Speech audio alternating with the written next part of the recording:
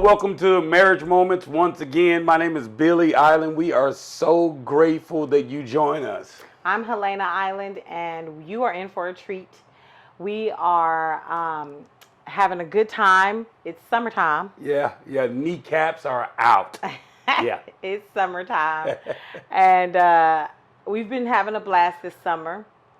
One of the things that Billy and I make it a point to do in the summertime is spend time together. We travel, a little bit, and we'll take probably one or two trips if we can.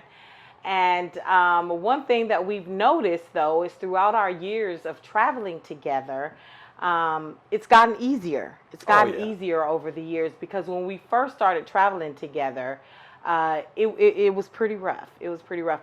And so Why don't you explain a little bit more about the roughness? Or Okay. Why was it different? So, say, for example, we're flying out, right?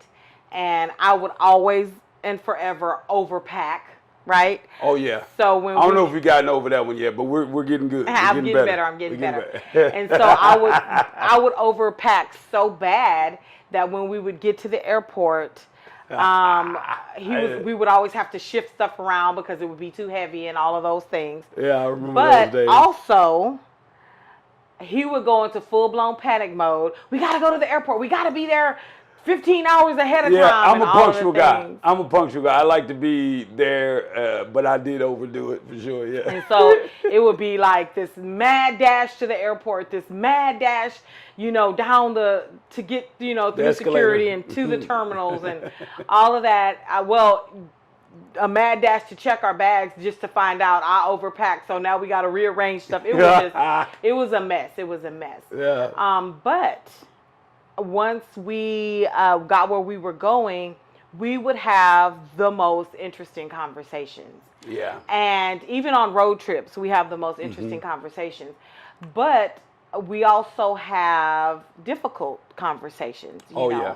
And so we're going to talk about that a little bit today. So if you've ever had traveling trauma with your spouse or with your family, That's a new concept. Right. We want you to share your story with us because it's summertime, and summertime's winding down a little bit. The kids will be going back to school soon.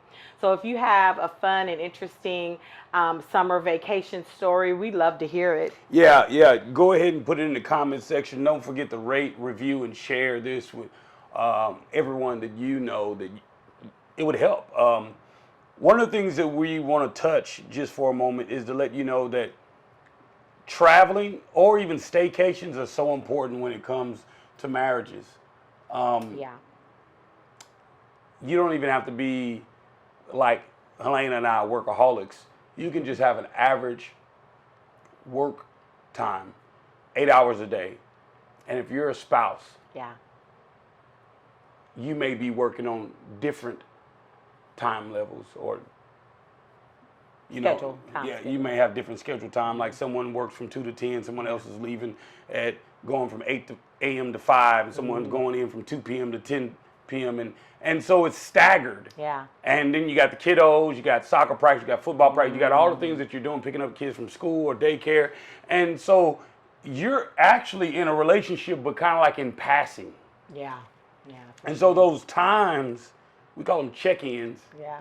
It's time to check in, and like Helena was saying, I don't know how many times we've had so much going on in our life that we don't get to really great conversations in depth until we like go on a road trip or we're until we're vacation. still with one another. Yeah. Now we've made it a time now that we've got a lot more strategic in the last few years of just really having that time away, off, and we have check-ins weekly, things like that. But it's beautiful to have rest.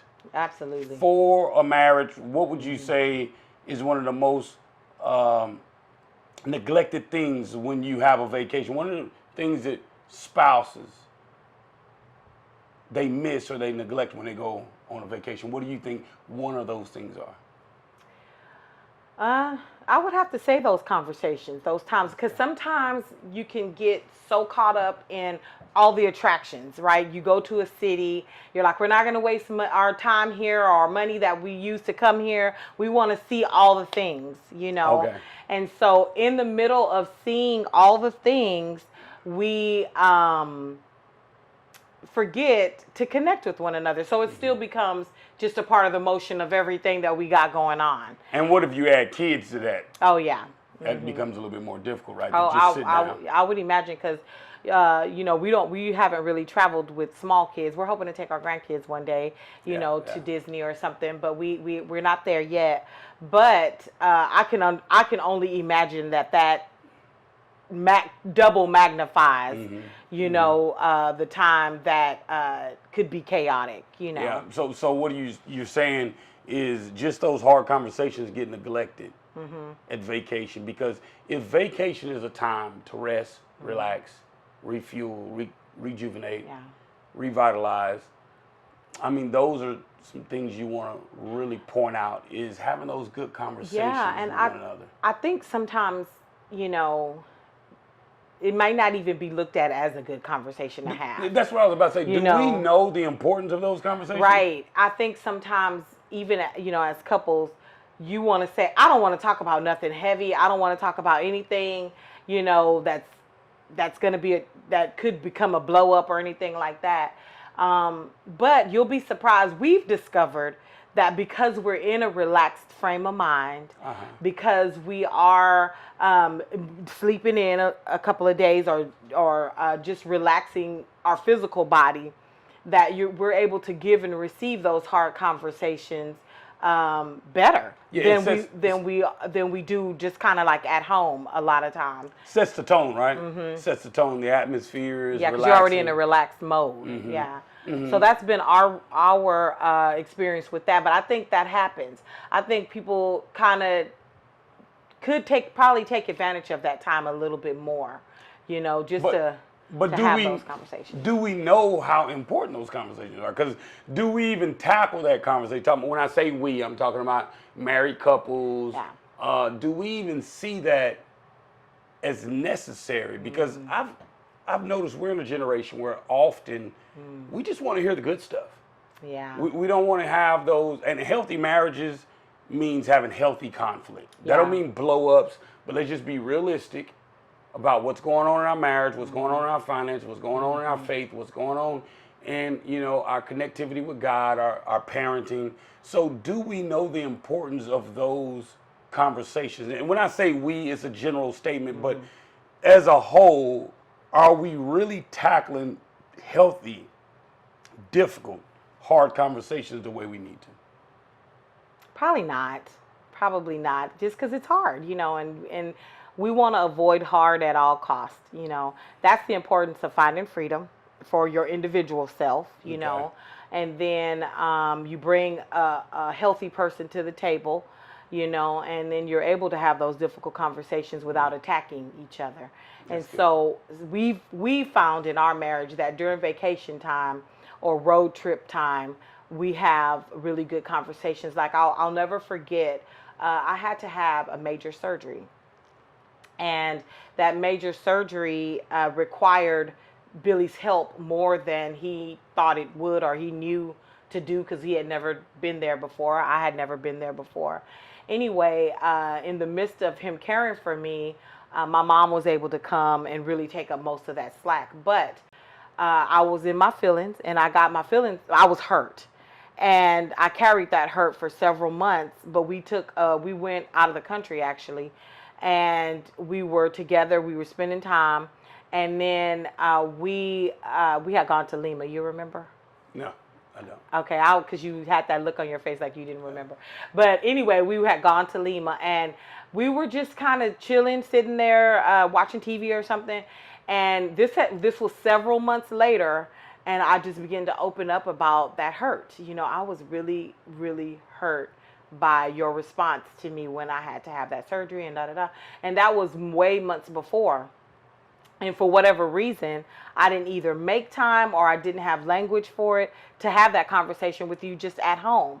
But because we were on vacation and it was kind of a working vacation, but we were on vacation and the atmosphere was really relaxed. You were relaxed, I was relaxed, and we had that beautiful conversation that unfolded into just a lot of love being exchanged in that moment. That's good. And so we don't shy away from those conversations. no. Don't shy Oh, away no. from them.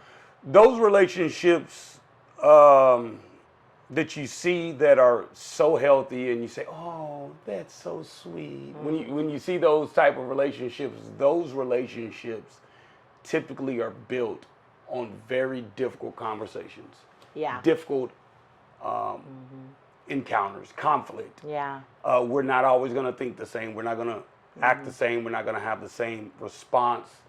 Yeah. And much as we would love for them to always be positive, it's not. And so I really want to put out there today for you to really find time to pull away from work, Yeah. pull away from parenting, and actually spend time with your spouse. Every moment matters. Yeah. Difficult conversations matter. Healthy conflict matters. And the reason why I want you to pull back and it just be your spouse Yeah. is because parenting many times takes up so much of your time. And you'll find yourself living with someone that's a stranger Yeah. because you had 18 years and don't have back-to-back kids. And when I say don't have, if you do have back-to-back kids, it could be 25 years that you're parenting. Yeah. And then finally, the last one get out of the house, go to college, or make whatever decision they make personally to when they move out. Now you're looking at your spouse, and they're a stranger because you did not pull out and just invest in your marriage. And that takes work intentionally. It doesn't accidentally happen.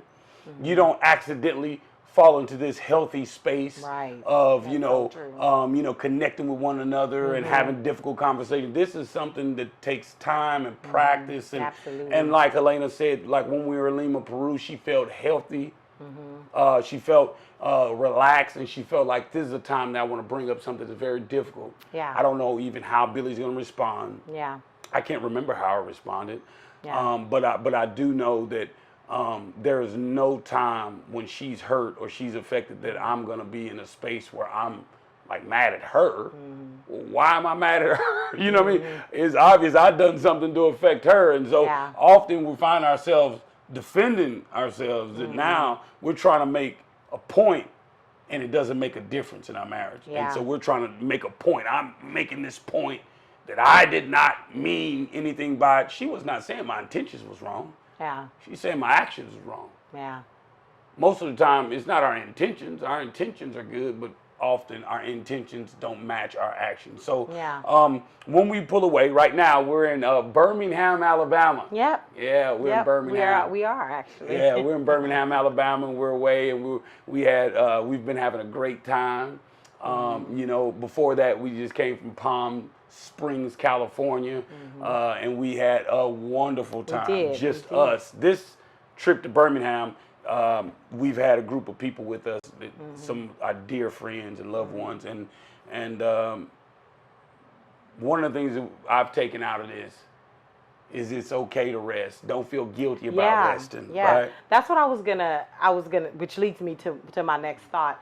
I was gonna ask you, or I'm going to ask you. Okay. What did you have to work up to that? Because he mentioned that we're workaholics. I don't claim to be a workaholic. I do work a lot, but I don't want that title. She's a workaholic. She's a workaholic. I'm in denial of that title. I'll give it to you. I'm attaching to it right now. Yeah. But so having said that, early on, when we started taking breaks from our job, our work, because we're in full-time ministry, when we started pulling away and taking breaks from that, I used to feel guilty.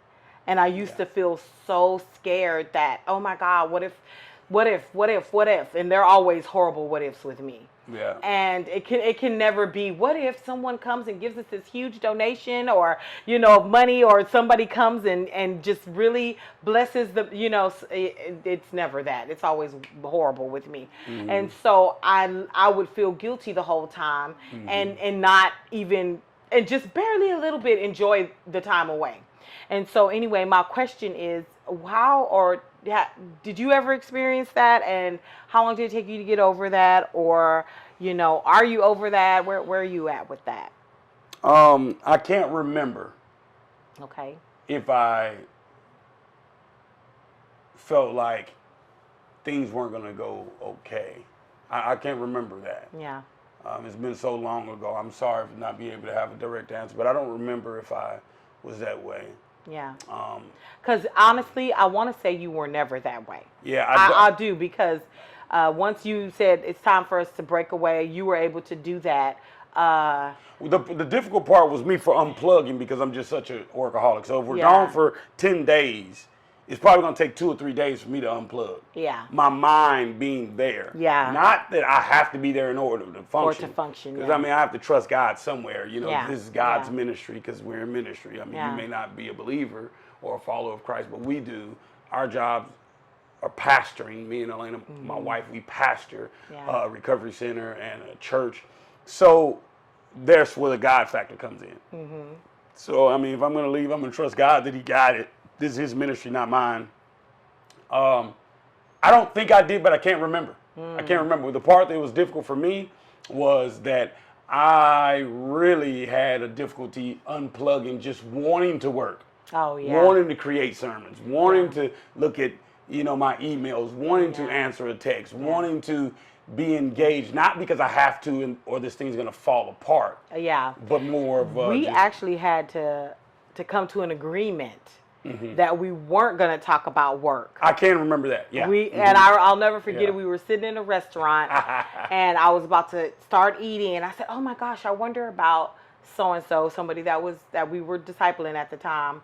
And Billy was like, "Helena, let's make an agreement right now to not talk about work when we're on vacation."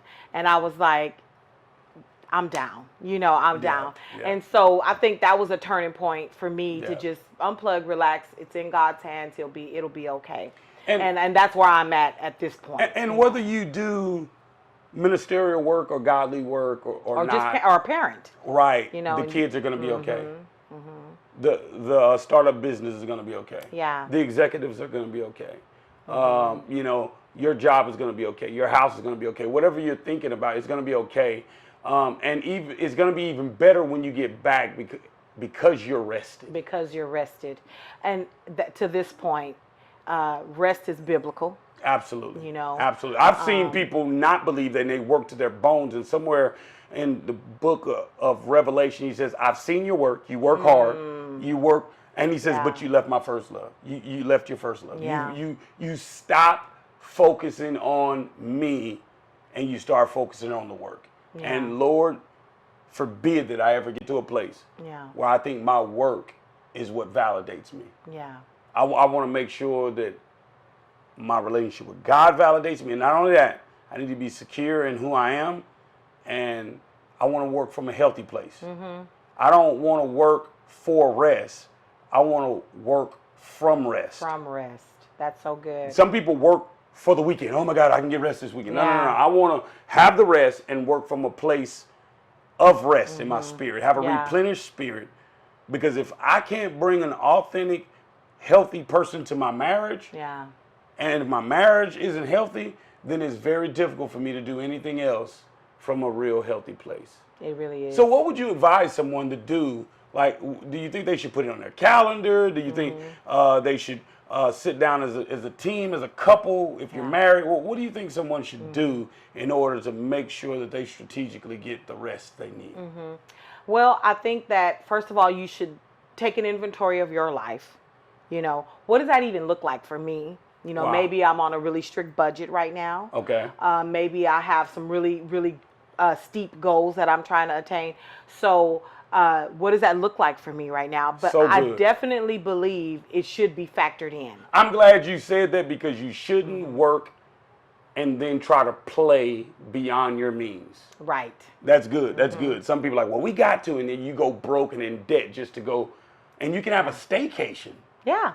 and get rest. Sometimes you can just stay home. We do Yeah. that. Yeah, we do that. You know, 2 days straight, we just stay at the house. Okay, so that's good. So don't do it beyond your means. Don't do it beyond your means. And also, like, what does your calendar look like? You obviously don't want to plan to go on vacation when school is starting, you know, or when something important is going on. You want to look at your calendar, be strategic about it, Okay. you know, and I would have to say, above all else, communicate with your spouse about it. If you're a single person, well, you know, get with some buddies or something like that. But if you have a spouse, don't plan a whole trip and then be like, oh, by Right. the way, we're going to so and so. Now, Yeah. if your marriage works like that, go for broke, you know. Yeah, but that's weird. It is better. You're less likely to get your feelings hurt. You're less likely to have blow ups if everybody's on the same page. Yeah, that's so good. So I would say that, you know, vacation or staycation within your means, plan it on your calendar, look Yes. at your calendar and be realistic about it, and then communicate with the people who are going to be involved. Let me tell you how realistic and important it is. We plan a whole year calendar out for our work, but me and my wife, at the end of September, we begin to start putting a calendar together Yeah. for us. Yeah. And I really suggest that you do something like that.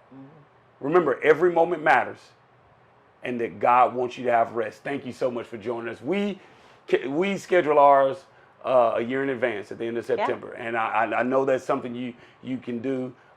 Think about it. Thank you for joining us so much. I think we can close this up right now. We're in Yeah. Birmingham, Alabama anyway. God Yeah. bless you, and have